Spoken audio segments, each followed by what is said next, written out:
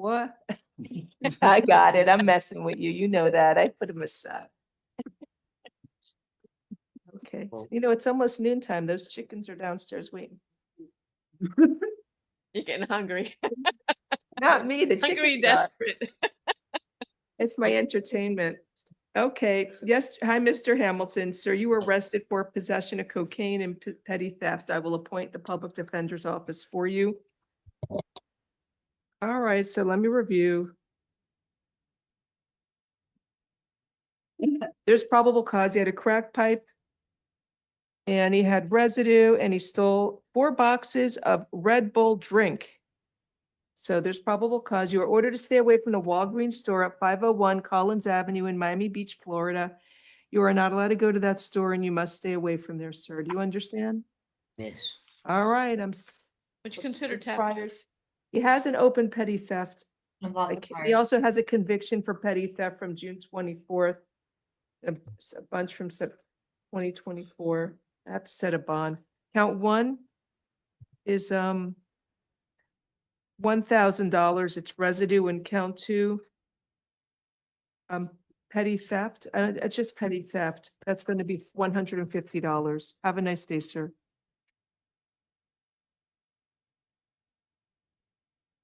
Next is Juan Evans. We have Mr. Glazer. Oh, I'm so sorry. You Hernandez. just told me I didn't put it on the right pile. Yasser Hernandez is next on page 3.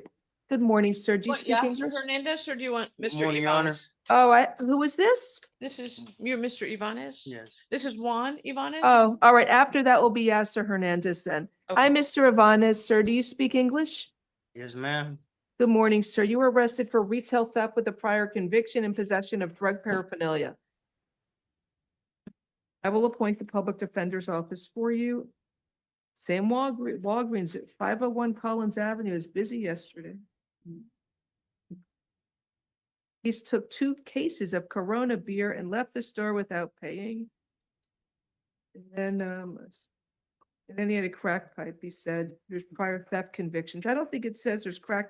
Oh, it says cocaine residue. Sir, you are ordered to stay away from the Walgreens store at 501 Collins Avenue in Miami Beach, Florida. You are not allowed to go to that store and you must stay away from there, sir. All right. Judge, would you Let's- consider the tap program for Mr. I don't Ivanez? know. I'm looking at his priors. At least he has nothing pending. He has convictions from 2024.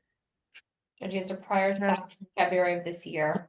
He has he has petty theft from this year, February 2025, 270 days. He's setting a bond. Count 1, petty theft with a prior conviction.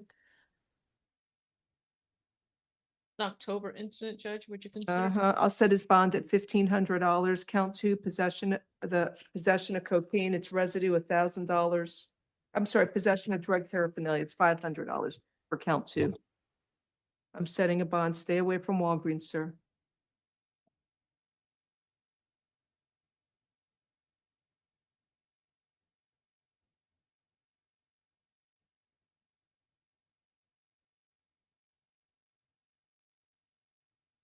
Next, you have, are you ready now on Yasser Hernandez on page 3?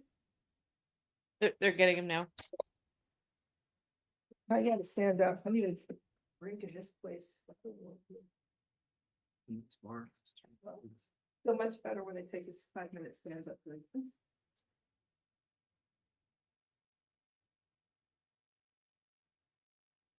He's present, speaks English. Good morning, sir. Do you English okay or Spanish? Good morning, Your Honor.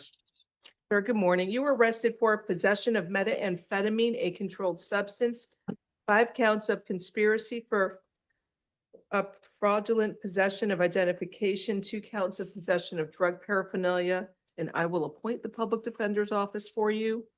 I need a moment to review the arrest affidavit for probable cause.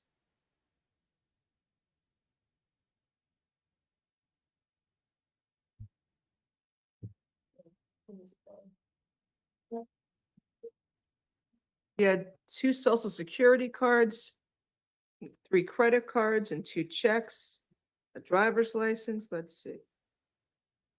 They didn't belong to him. One of the 2 credit cards and a driver's license belonged to a deceased person. So count one, there's probable cause for possession of the methamphetamine. I don't know what this, he has a lot of fake IDs, but is he eligible for pretrial? I don't want Judge him. Capote. He gave also had a $1. fugitive warrant. Judge Would you do Capote. that then, Judge? He has a conviction from June 24th for fraudulent use of personal identification. That's an October 2024 incident. I need my head examined to give him a program. I'm sorry. And I don't need my head examined. Pretty smart nowadays. Okay, I'm setting a bond. I don't mind lowering the bond for the drugs. It was, well, he had residue and a baggie of it. Can't really even do that. It's not conspiracy, it's fraudulent use or possession identification. Count one, I'll set the bond to $2,500.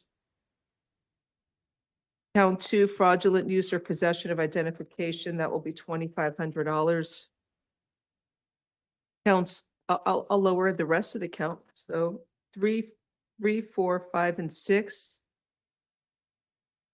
will be $1,000 each count. Count 7 and 8. 7 is $500. 8 is an ROR. Then that's it. I don't know what happened on his traffic. They get a bond? $1. All right, that's it. Good day, sir.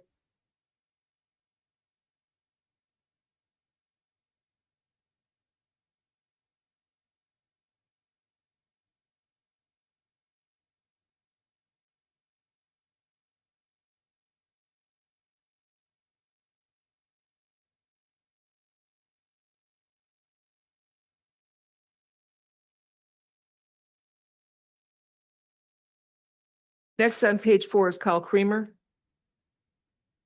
Mr. Kremer has a fugitive from Osceola County with a no bond. He also has a added charge. And on his traffic, he received $500 straight bond, Judge Capote.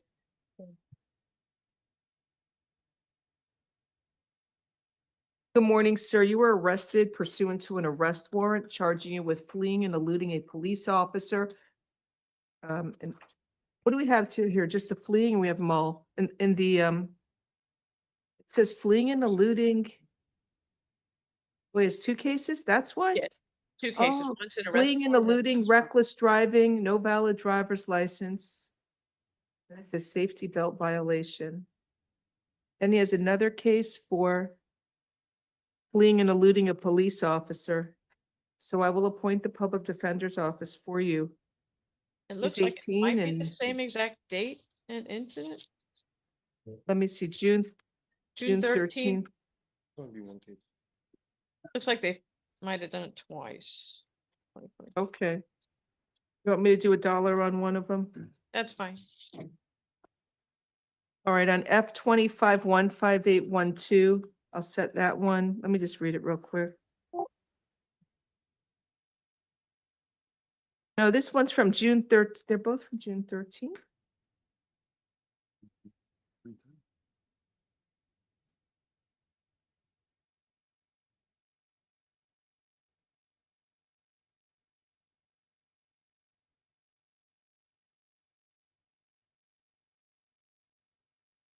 Should be fleeing and eluding at a high speed. I don't know how they're gonna charge it.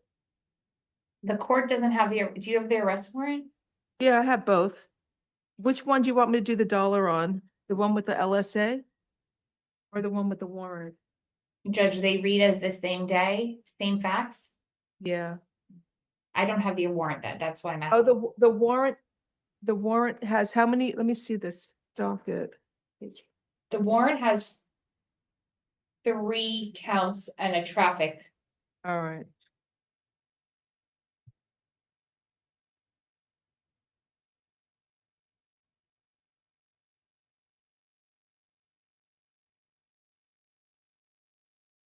Okay, on F 15812, I'll set that bond at $1.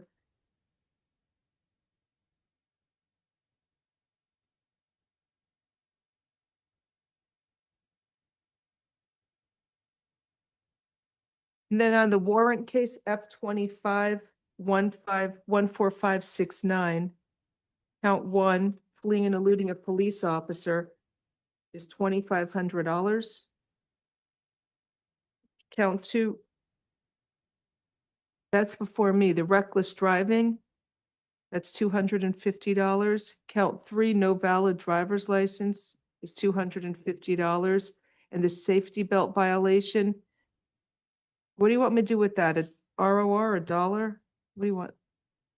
ROR, it's not a criminal offense, right? No. ROR count four. And he's on probation, so we'll see his judge Monday. With He's on F-24. probation. Oh, he is on probation? Is that him on probation or is that somebody else?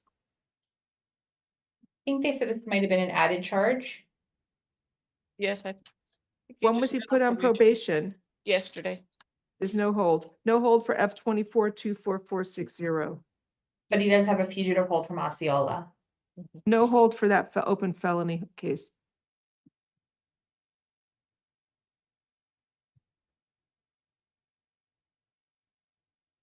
All right, have a nice day, sir.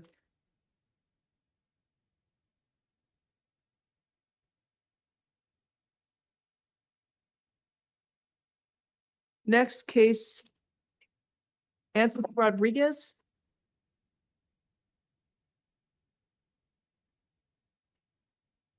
We're on page 7.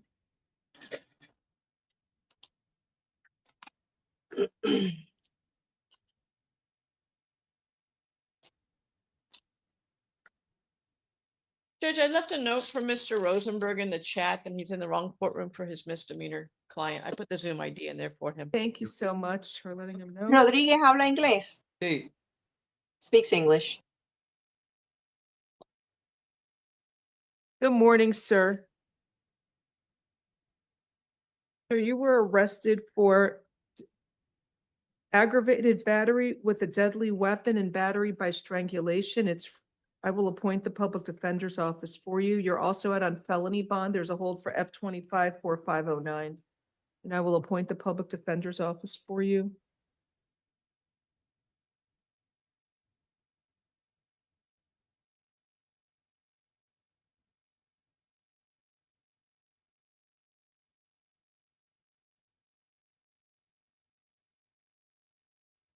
There's probable cause for the charges. The aggravated battery, I recognize what it is. You can lower that bond a little. You are ordered to stay away from the alleged victim, Andres Banasco.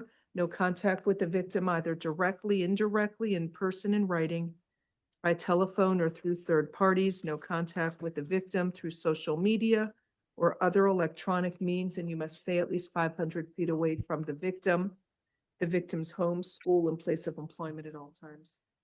All right, so sir, I'm setting a bond. Count one, the aggravated battery. I'll set that at, I don't know, 3,000, what do you want? 3,000, 2,500? 2,500, Judge? 2,500, count one, and count two, battery by strangulation is, I'll set that at 2,500 also. So it's total of $5,000 for both. You have the hold for Judge Brinkley. Have a good day.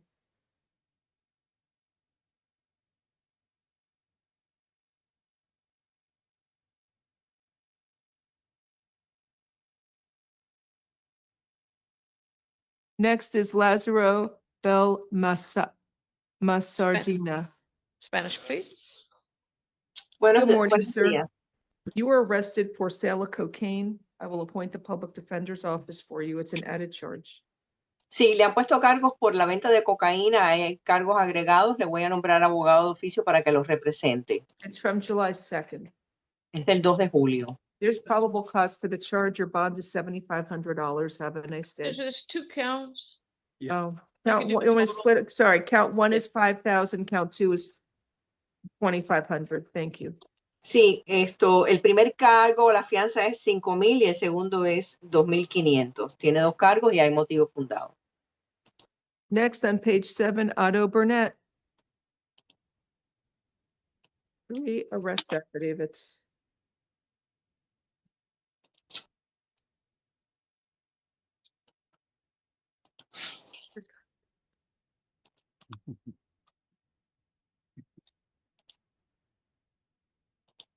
Good morning, sir. You were arrested for 3 cases. One is from yesterday, possession of cocaine. Another one from June 10th, possession of cocaine and sale of cocaine. And then July 24th, possession of a firearm, weapon, or ammunition by convicted felon, and possession of a weapon while committing an offense. I will appoint the public defender's office for you. So he had a black knife on his right front pocket, and he's a convicted felon. So on F-25-15805, count 1. Judge, it doesn't describe if it's a pocket knife or not. Doesn't No, it indicate the does not. size or type. There's no description of the knife. Want $1 on that? That's fine. Okay, so count 1 is $1 and count 2 is $1. Then on F-25-15804, there's probable cause for the charges of possession of cocaine and possession with intent to sell cocaine. Count 1 is $2,500, count 2 is $5,000. And then F-25-15803, he's charged of possession of cocaine. There's probable cause for that charge. It's a $2,500 bond.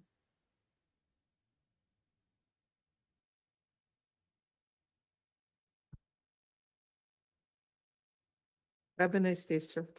Next we have is Omar Aguila. I'm sorry, Omar Aguila, correct, on page 8. All right, let's talk about that. This hearing with Judge Mindy Glazer was quite the ride efficient, assertive, and just the right touch of dry humor to keep things grounded. Judge Glazer handled a steady stream of defendants with a mix of patience and firm judicial energy, never rushing, but definitely not wasting time. Her courtroom was running like clockwork, despite the fact that we had quite a few characters roll through. First up, we had Mr. Hamilton, who was allegedly involved in a retail mishap involving several boxes of Red Bull and, well, some illegal residue. He had a relaxed, almost jokey demeanor, claiming it was just for entertainment, but Judge Glazer wasn't having any of it. She set bond, gave him clear instructions to stay away from Walgreens, and moved right along. Then came Juan Evans, another frequent flyer at that same Walgreens. His charges were similar retail theft and possession of paraphernalia, and while he was more composed, Judge Glazer still kept it tight with a fair bond and another no-contact order with the store. It really was not a good day to be a Walgreens manager based on this docket. And then came Hernandez, whose case ramped things up a notch with multiple charges, fake IDs, and a fraud conviction from last year. Judge Glazer was quick to spot the pattern and expressed a bit of dry courtroom self-awareness. I need my head examined to give him a program before wisely setting bond terms that reflected both the charges and the defendant's record.